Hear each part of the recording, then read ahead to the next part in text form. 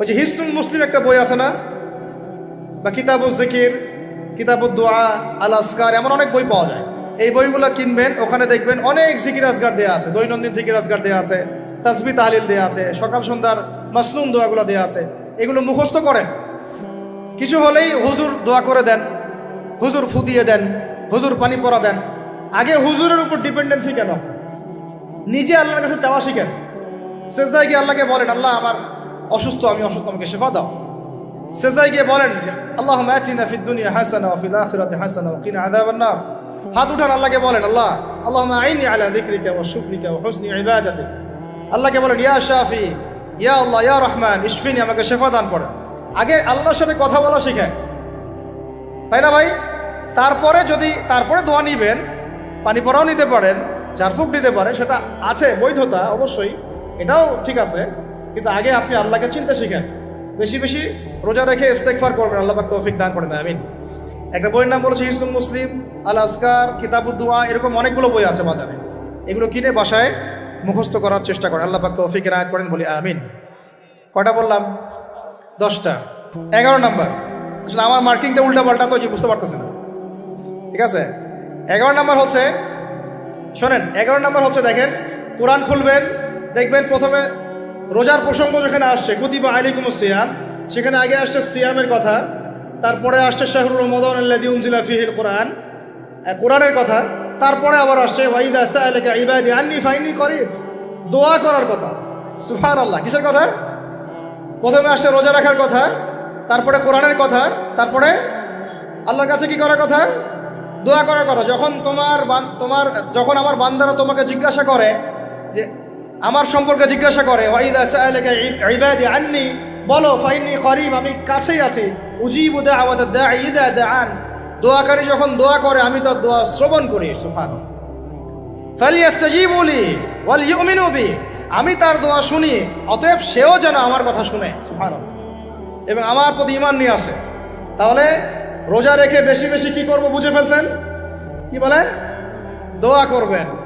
কোরআনের পরে কিসের কথা আসছে? রোজাদারের দোয়া ফেরত দেওয়া হয় না। দোয়া কবুল হওয়ার অন্যতম একটা অস্ত্র হচ্ছে রোজা রেখে দোয়া করা। কেমন করে ফেরত দিবে? আল্লাহর জন্য আমরা না খেয়ে আসি, তাই না? আল্লাহ পাকের মায়া হবে না, দয়া হবে না? আমার বান্দা না খেয়ে আছে, আমার বান্দা পানি ত্যাগ করছে, আমার বান্দা স্ত্রী সহবাস ত্যাগ করছে, হালালগুলো ছেড়ে দিয়েছে আমার জন্যে, তা আমি কেন তার দোয়া? অবশ্যই আল্লাহ পাক উপযুক্ত মনে করলে দোয়া কবুল করবেনই করবেন ইনশাআল্লাহ। দোয়া করার পদ্ধতি জানতে হবে। হারাম খাওয়া যাবে না, শিরক করা যাবে না, বেদাত করবো না। ইনশাআল্লাহ দোয়া করার আগে আল্লাহর প্রশংসা করব, নবী সাল্লাল্লাহু আলাইহি ওয়াসাল্লামের প্রতি দরুদ পড়ব, ঠিক আছে? দোয়া কবুলের সময়গুলো বেছে বেছে দোয়া করব, ইনশাআল্লাহ দোয়া কবুল হবে। আল্লাহ পাক আমাদেরকে রোজা রাখা অবস্থায় বেশি বেশি দোয়া করার তৌফিক দান করেন। কটা হচ্ছে? 11। 12 নাম্বার হচ্ছে, রমজান মাসে তারাবির নামাজ জামাতে পড়ব। কি বললাম বলেন?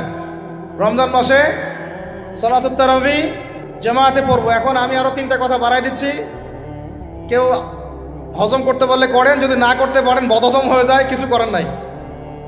বদহজম যদি হয়ে যায়, পরে আমাদের সাথে মাদ্রাসায় এসে বসেন, কিতাবপত্র খুলে দেখাবো, কথা হবে ইনশাআল্লাহ, ঠিক আছে? অনলাইন গরম করার দরকার নাই। রমজান মাসে আমরা তারাবির নামাজ পড়বো ইনশাআল্লাহ জামাতে। কোথায়? জামাতে ইনশাআল্লাহ। 1। 2 নাম্বার, তারাবির নামাজ পড়বো 20 রাকাত। কত রাকাত? 20 রাকাত। আর যদি বলেন যে আমি ভাই কম পড়েন আপনি বাসায়, কোনো সমস্যা নাই, আপনি আপনার মতো করে বাসায় পড়েন, কোনো সমস্যা নাই। যদি উমর রাদিয়াল্লাহু আনহু এর উপর আমল করে থাকেন, আমার আমল করতে কোনো সমস্যা নাই। যদি উসমান রাদিয়াল্লাহু আনহু 2 আযান চালু করে থাকেন, তাহলে আমার আমল করতে কোনো সমস্যা নাই। ওই যে হাদিসটা বলেছিলাম প্রথমে, কে নাজাত প্রাপ্ত ফেরকা? মা আনা আলাইহি ওয়া আসহাবি, আমি আর আমার সাহাবীরা যার উপরে আছি। আরেকটা হাদিস কি? আলাইকুম বিসুন্নতি ওয়া সুন্নতি খুলাফায়ে রাশিদিন মাহদিয়িন মিন বাদি, তোমাদের উপর অবধারিত হচ্ছে, ওয়াজিব হচ্ছে আমার সুন্নতকে আঁকড়ে ধরা এবং আমার সাহাবীদের সুন্নতকে আঁকড়ে ধরা। কার কার সুন্নত? আমার সুন্নতকে আঁকড়ে ধরো এবং আমার সাহাবীদের সুন্নতকে আঁকড়ে ধরো, খোলাফায়ে রাশিদার সুন্নতকে আঁকড়ে ধরো, যারা মাহদিয়িন হেদায়েত প্রাপ্ত মিন বাদি, আমার পরে। সাহাবায়ে কেরাম যদি কিছু চালু করেন, আমল করতে কোনো দোষ নাই, বরং এটাই হচ্ছে সুন্নতের আরো শ্রেষ্ঠ অনুসরণ। কারণ আমি তো ওমরের চেয়ে বড় পরহেজগার হইতে পারবো না, পারবেন? তাহলে আমি তো উসমানের চেয়ে দিন বেশি বুঝি না, তিনি যদি 2 আযান চালু করতে পারেন তাহলে আমি তাকে বেদাতি বলতে পারি না, নাউযুবিল্লাহ।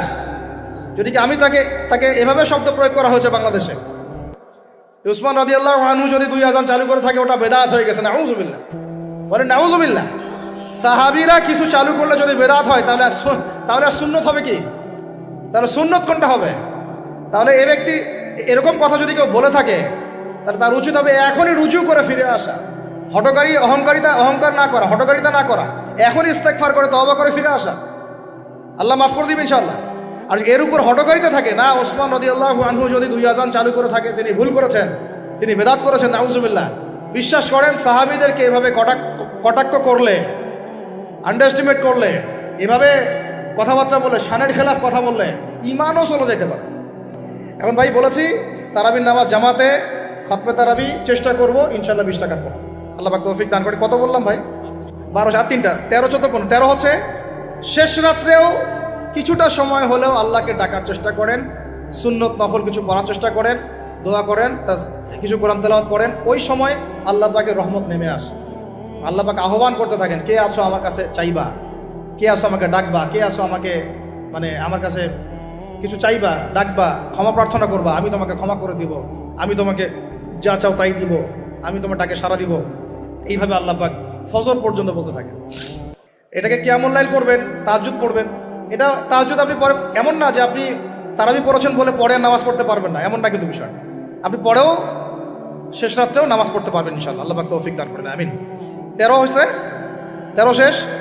14 হচ্ছে ভাই যদি সামর্থ্য থাকে রমজান মাসে একটা উমরা করে আসে।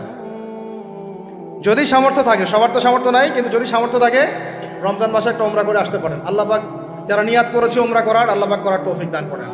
আর যারা আল্লাহর ঘর দেখে নাই, আল্লাহ পাক সবাইকে দেখার তৌফিক দান করেন। যারা হজ ফরজ হয়েছে অবিলম্বে হজ করার তৌফিক দান করেন। আল্লাহ পাক আমাদের সবাইকে ফরজ হজ আদায় করার তৌফিক দান করেন।